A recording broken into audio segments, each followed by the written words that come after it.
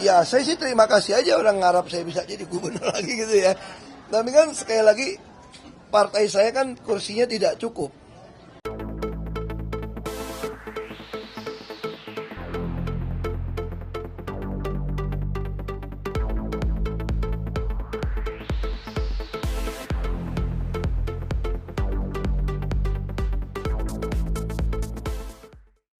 Ya saya sih terima kasih aja orang ngarap saya bisa jadi gubernur lagi gitu ya. Tapi kan sekali lagi partai saya kan kursinya tidak cukup. Kita kurang 6 kursi. Nah, dan untuk kerjasama kayaknya saya lihat ya nggak tahu mungkin atau nggak mungkin itu urusan DPP ya. Terus yang kedua juga masih ada pertimbangan DPP akan masang saya atau tidak. Karena kemarin pembicaranya mereka lebih suka saya itu bantu semua kepala daerah cari solusi. Kenapa? Karena tahun depan ekonomi kita bisa tambah susah. Bisa krisis keuangan, bisa krisis pangan, krisis energi. Lalu bagaimana rakyat itu bisa punya makanan? Nah itu saya tawarkan ke beberapa dari PDIP punya kepala daerah. Saya bilang kalau sampai susah makan pun rakyat itu, Anda harus membuat di balai kota itu makan gratis. Tapi bukan berarti banyak menu makanan, khusus nasi goreng saja. Jadi sisa-sisa restoran bisa kita kumpulkan.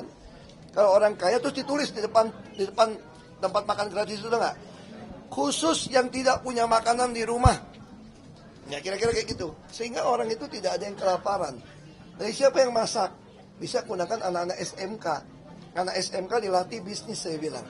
Dilatih bisnis, Anda gimana membuat sebuah kantin lalu belinya pakai Rp1 dengan kartu ATM. Nah dengan cara seperti itu kita dapat data, sekaligus anak-anak SMK belajar bisnis. Nah itu yang saya sampaikan pada berapa. Makanya tugas saya untuk Pilkada menawarkan program-program solusi di daerah-daerah yang kader PD Perjuangan ikut bertanding. Tapi Bapak bilang untuk menjadi gubernur jauh lebih siap ketimbang dulu. Ini Oh iyalah, saya sekarang saya jauh lebih siap jadi gubernur sekarang karena udah lewatin sekolah Makobrimob kan saya bilang. Dan saya juga sudah pernah pengalaman 4 tahun lakukan penghematan optimalisasi biaya di Pertamina.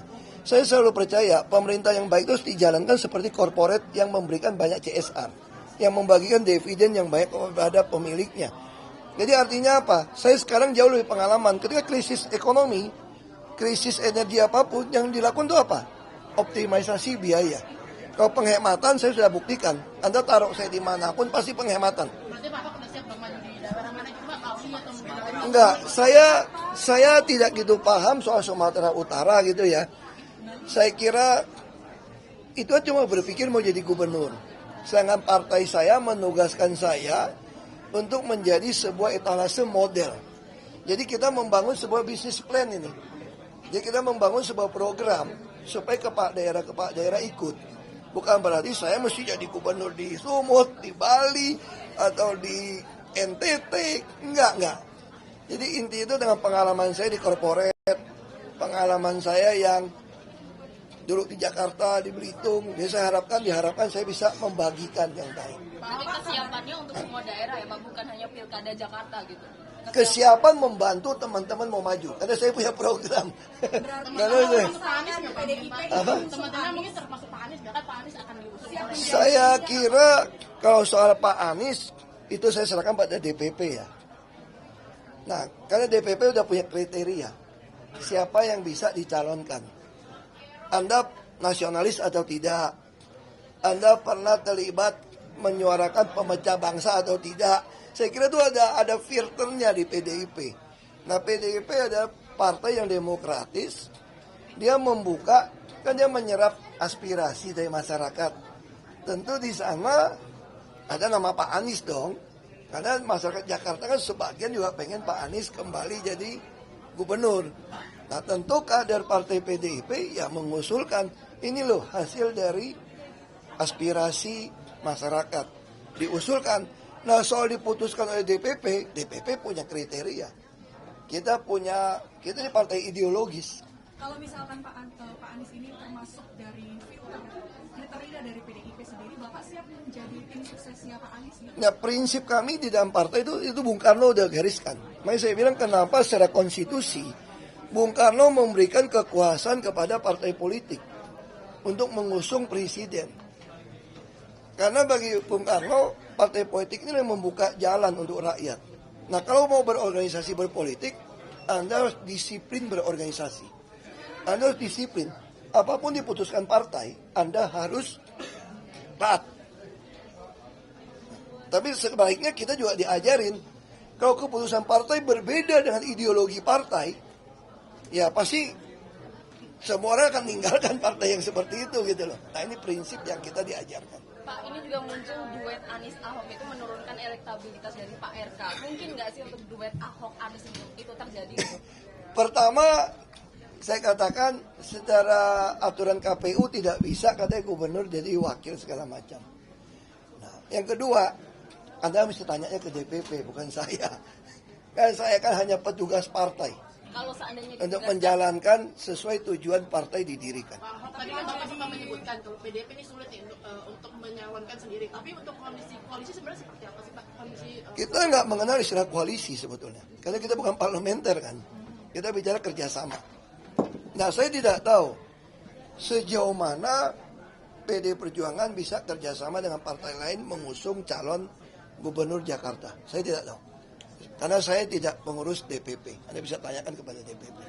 Mengenai soal Jakarta boleh Pak? Terkait kan perumahan di Marunda itu kan kemarin kemalingan ya Pak di Marunda itu dimaling banyak. Nah, itu gimana Pak ngeliatnya Pak? Saya waktu pertama kali masuk Jakarta, masih ingat nggak waktu Waduk Pluit jebol banjir Ratu Harari? Itu ternyata semua rusun Marunda itu udah dijarah. Jadi bagi saya ini cuma mengulang aja kejadian dulu yang nggak diawasi dengan baik. Itu dijarah. Saya sempat waktu itu mau perbaiki, saya minta CSR pengembang-pengembang. Mungkin masih ingat ya di berita. Itu semua CSR untuk kan semua dijarah. Sampai kloset, keramik, pintu, jendela semua dijarah. Jadi ini saya nggak tahu kok terulang lagi gitu loh. Pak, sedikit, ini kan di pilkada ini kira-kira apakah ada Jokowi efek seperti pemilu kemarin?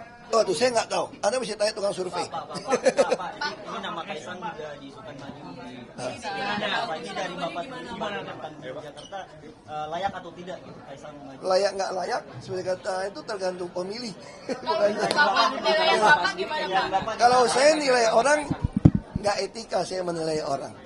Tapi yang pasti kalau di dalam PDIP, termasuk anak-anak Gen Z hari ini, kita mesti meninggalkan sebuah jejak meritokrasi dan proses. Jadi semua orang harus melakukan sebuah proses. Nah itu yang kita diajarkan dalam berorganisasi. Harus ada kader, harus ada pembuktian. Baru Anda naik. Saya nggak mengatakan itu. Apakah perlu popularitas gitu? Tergantung orang tergantung orang Jakarta. Tergantung orang Jakarta. Pak, Ya. muncul wacana isu koalisi 4+1 di pilkada khususnya Jakarta, Jateng sama Sumatera Utara. 4+1 ini 4 koalisi di koalisi Indonesia Maju, satunya Jokowi, gimana Pak? Saya nggak tahu, karena saya nggak mengenal kata koalisi di PDIP. Tanya kerjasama aja.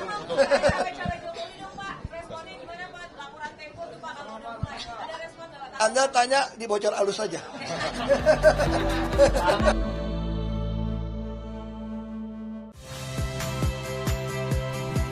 Saya Yasir Neneama. Saksikan program-program Kompas TV melalui siaran digital, pay TV, dan media streaming lainnya.